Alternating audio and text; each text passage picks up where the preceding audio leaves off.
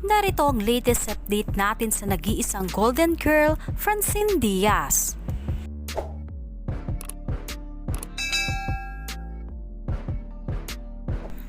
Nakakagulat pala ang presyo ng headpiece na sinuot ni Francine Diaz sa kanyang debut.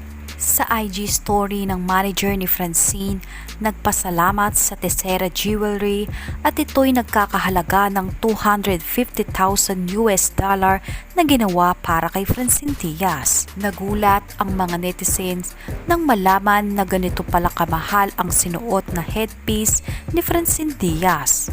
Sobrang cute naman ang mga souvenirs ni Francine Diaz para sa kanyang mga bisita.